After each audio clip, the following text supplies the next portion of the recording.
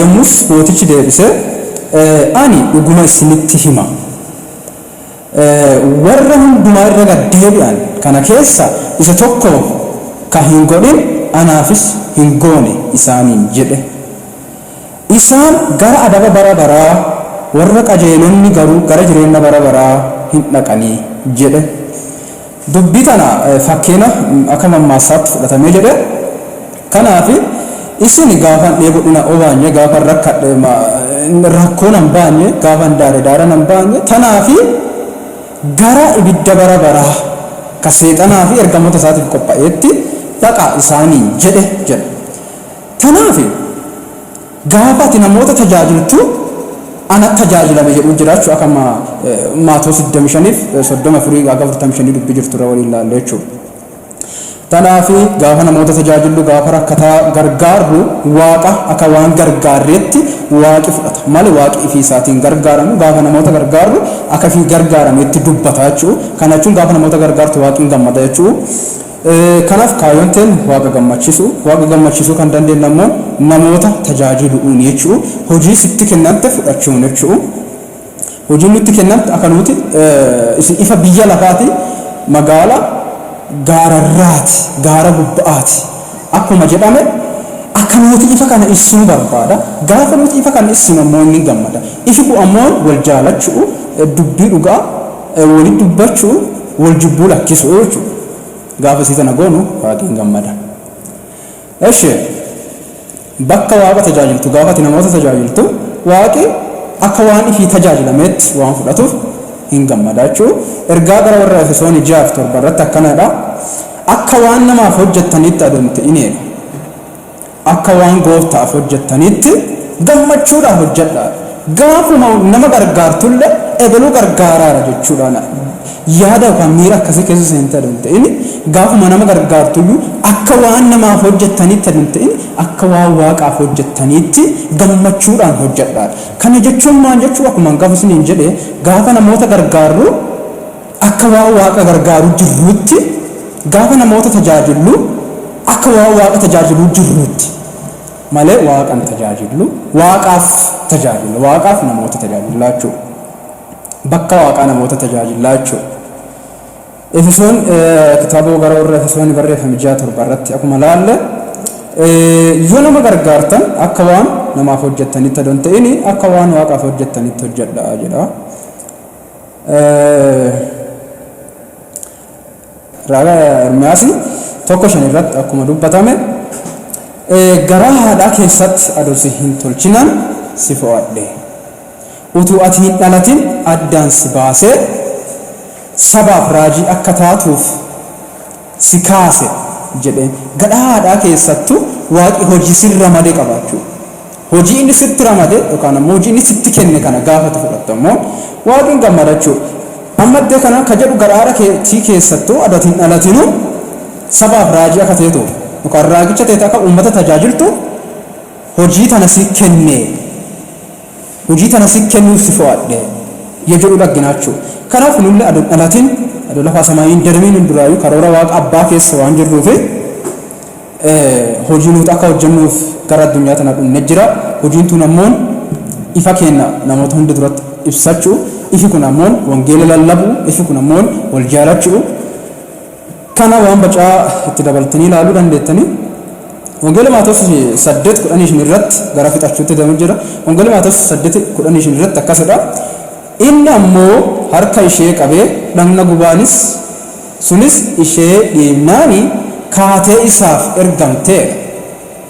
Yesuus Kiristoos dhibeessa irraa kaaseen akkuma dhibeessa irraa fayyiteeni isiin intalti tun kaatee tajaajila kennuu jalqabde jechuudha.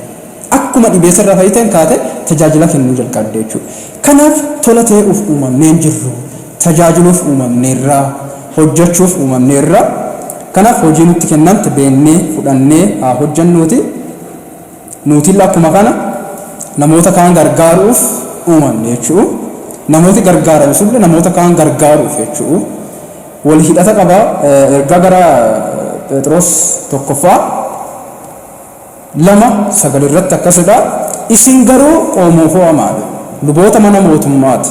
saba qulqullaa'aadha warra dhuunfaa waaqayyoo ta'anidha waaqayyo hojii isaa isa jajamaa akka labsataniif dukkana keessa gara ifa isa dinqisiisaatti isin yaama dukkana keessa gara ifaatti yaamamuun keenya tola yaamamni achi ta'uu fedha ta'in hojii gaarummaa isaa hojii waaqaa tan akka labsinuuf akka labsitaniif dukkana kana keessa isin yaaman kanaaf nuti hojii tana labsu hojii gaarummaa hojii wangeelaa hojii dansaa hojii gammadaa tana oduu gammadaa tana akka odeessinuuf dukkana keessa gara ifa maadi'etti yaamatamne jechuu fixiisa jira ergaa gara warra Qorontos 2:27 irratti akkasidha ammas hundumti keessan dhagna Kiristoos adduma addaanis bu'aa dhagna isaatiidha isin hundi kutaalee qaama Kiristoosiiti jedha bu'aa dhagna isaatii jedha kana jechuun ifumarraatu fakkeenya fudhatiisa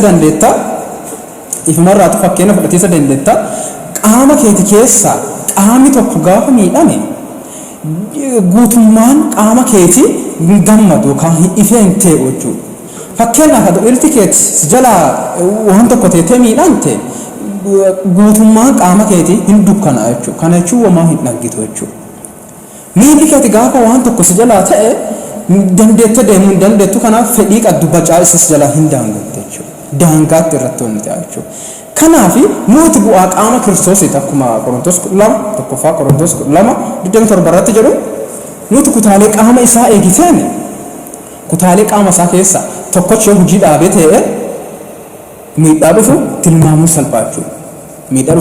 salphaachuu kanaaf atillee kutaalee qaama Kiristoosii keessaa tokko amantee Kiristoositti amantee jiraannaani kutaa qaama isaatti dabalamteetta jechuudha inni si keessa jiraata atillee si keessa jiraatta waan ta'eef kutaalee qaama isaatiitti jechuudha hojii sitti kenname gaafatammoo hojjetuu lakkichuu miidhaa dhufu tilmaamuun salphaa jechuudha tajaajilli keeti qaama Kiristoos yookaan kutaa qaama Kiristoos keessatti baay'ee barbaachisaa jechuudha kanaaf namni teettulle ka amanteettu hundi akka teettamuuf amanne akka lalladdamuuf amantan waan ta'eef wangeela dhugaa tana labsaa hojii gaarummaa hojjechuun ifa keessan namoota hunda duratti ibsadhaa isa xumuraa Roomaa kitaaba Roomaa 2:8 irratti akkasuma isa dhumaati namoota warra ofittoo warra dhugaadhaaf abboomamuu didanii seera waaqayyoo malee jiraachuudhaaf abboomamanitti garuu hin dheekkama isaanis hin hifata seera gizee hawaariyaa Phaawulos barreessu jechuun warra kana warra hojii waaqaatii hojjechuuf yookaan warra seera waaqaatii ala jiraatan kanaaf adaba jira jechuudha kana jechuun warra ifittoo jechuun warra ifi jaalatan jechuudha warra ifi qofaaf jiraatan jechuudha kanaaf fixadheeraa ifi qofaaf yoo atillee yookaan waaqaaf eeyyamamaa ta'ee gaafa ati isaaf hojjette isaaf hojjechuuf akka inni sitti fayyadamuuf gaafa ati eeyyamamaa ta'etu waaqiin gammada sillee fayyadamaa sillee hojjeta gaafa ati ofittoo ta'etu ammoo seera waaqa malee jiraachuu jirta waan ta'eef waaqi sitti dheekkama jechuudha kanaaf hojii ifaa akka hojjettuuf dukkana keessaa yaamanteetta hojii ifaa hojjedhu badhaadhu gooftaa isinii bacatu fixadheeraa warra subscribe godhin subscribe godhaa hordofaa kutaatti aan ammoo torbaan dhufu qabannee isiniif dhiyaannaa haga sanitti subscribe godhaan eegaa eebbifamaa